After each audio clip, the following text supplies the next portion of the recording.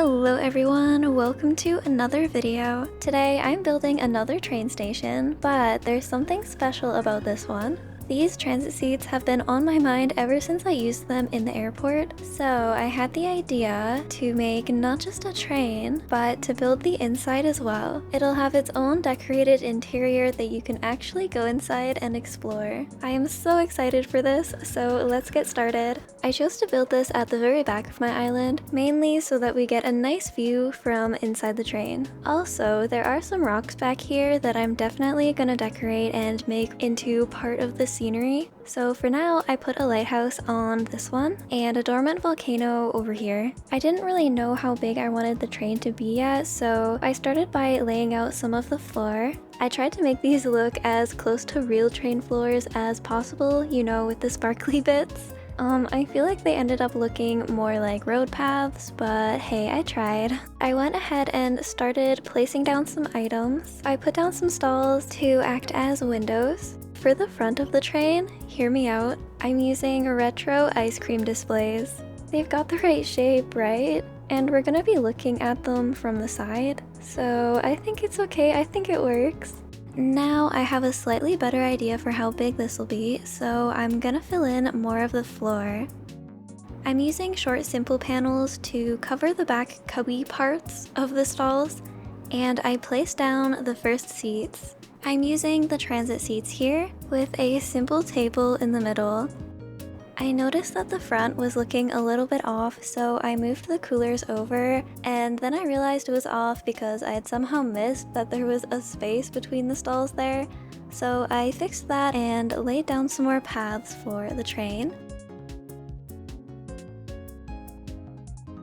In the middle stall here, I put a conductor's hat. I like to imagine that Porter is driving the train. I wanted to section this bit off from the rest, so I used some tall file cabinets. They're pretty much the same height as the stalls, and they don't stick out at the top like bookshelves or display cases would.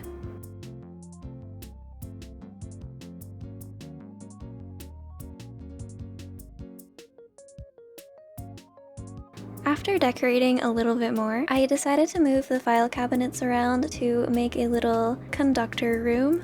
I moved the conductor hat over and placed a microphone next to it. I gave Porter a very comfy looking chair, and I added a cat because why not?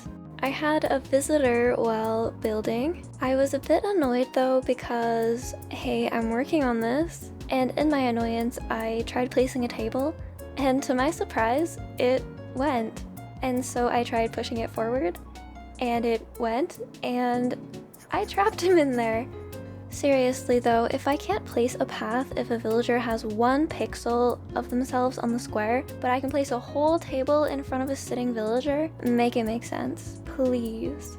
Anyway, I carried on decorating and I started placing some things on the tables. One has a handbag and a scrapbook, one has a shopping bag and a can of coffee, you know, things that people might have with them when traveling. Lots of the tables have snacks because I'm imagining this as a travel train, so you'll be on it for a few hours at least, and you gotta have snacks. Before I could move on with the train, I wanted to figure out this rock. First, I used a tree standee, but I thought it looked a bit cartoony for what I was going for, so I switched it out for some cherry blossom branches instead, and yep, that's it. They look so good. Further back, I added some cherry blossom bonsai, and then some of however you say this fossil's name. I've never realized how nicely they blend with these rocks. I don't know why, but I put this foxtail here. I saw it in my inventory and was like, that's cute, that could be something. I think I'm happy with that, so now we can safely cover this part up and continue on with the train. Can I just say, I'm loving how the decorations on the rock are looking. Adding them really helped to create some depth. That was definitely the right call. I placed another transit seat in the middle and added a wheelchair. This train is disability friendly. Okay, now the moment you have all been waiting for. It's time to make this actually look like a train. I revamped my old train designs from Nekuma. I'm super proud of these. I also took inspiration from my train designs on Starlit, which had little Kuma faces on them, and I added some little decorations to the windows. I don't exactly know what they're supposed to be. There's something either like lights, but I'm imagining the star that's hanging down to be like a pole for the blinds. So maybe these are beads? I don't know, but I just thought it was so cute. I thought something looked off again about the front of the train, so I moved things around, but it was actually fine. It turns out it was just the cat plushie throwing things off, and it looked better after I moved it a space back. I had a hard time figuring out what to do in front of the conductor's area. I felt like he should have a window, but I didn't want it to look like another passenger car, so I ended up giving him a door and one of the plain windows.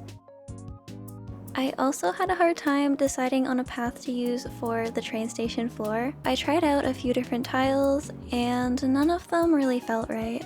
So I ended up making a white version of my pink sidewalk path. Bob interrupted my building for a second to give me some silly glasses. It's cursed. I love it. Thanks, Bob. Can someone please tell me what he means by this? I'll have what he's having. Okay, back to the paths. I thought that I could use the big sidewalk tiles there and then use another tile for the rest of the floor, but again, nothing really felt right, so I kept with the sidewalk tiles. I'd like to give credit to Colin Crossing here because my pink sidewalk was inspired by his sidewalk, and this white version is very similar to one that he's made. His designs are incredible, and I highly recommend checking them out. So far, so good. This is really starting to come together. Since I made it even on both sides with the train door in the center, I extended the right side of the train a little bit. I had to steal these panels from behind the seat, but hey, you can't even tell they're gone. I'm using some steel fences to make a barrier here. I went with gray for contrast because we have a lot of white going on in this build. I also went ahead and added some benches and lamps, although I felt like 4 lamps was a bit overkill for this small train station, so I just kept 2 of them here and moved the other 2 to the other side of the benches. For the front of the train station, I knew I wanted to use fences, so again I'm going with gray. And I'm going to layer these with columns and also plant partitions. I really wanted the fences tucked behind the columns, but that completely threw off the spacing for the plant partitions. You'll see me move them around a few times while I try to make everything fit. I don't know why this part gave me so much trouble, but eventually I got to a part where I was satisfied enough, and then I moved on to the end of the train. So I'm thinking maybe we can have a building here and then we can pretend that the train is coming out from like a tunnel or something underneath the building. I don't know. Or that there's a magic portal. If you have any suggestions on what I should put at the end of the train or like how I should do that, please. I put some vending machines on this side. This is gonna help block the view of the train going into nothing. I thought some bushes might help cover these gaps, but they didn't really. So I tried a phone box instead. It was a bit too tall over here, but it actually looked pretty good on this side tucked in between the planters. There's still a little gap at the end, but it's much more manageable. Also, I'm trying something new over here with this bamboo tree. I'd love to have more greenery on the island, but fruit trees annoy me. I just want plain trees, and the cherry blossoms are not negotiable. But then I was looking through my storage and saw these bamboo trees. I'm gonna be real, I totally forgot that they existed. So I placed one just to see how it would look, and you guys, why haven't I been using bamboo? It looks so nice here. I finished off the tactile paving and added in a ticket gate. Dropped a couple Nook Mile tickets around, and you guys, what a better place for the new suitcase than in the train station. I'll have to remember to go back and put some in the airport too. And with that, the train station is officially finished. Let's take a look around. We've got the train station itself. We've got plenty of seating, we've got vending machines, the little conductor area with porter, imaginary porter. And most importantly, we have the train. I know I say this all the time, but I am so happy with how this build came out. I think this might be my favorite train and train station so far. I wasn't sure how the train would look with a walkable inside. I was so scared it would look bad, but oh my gosh, just look at it, look at it. I did that.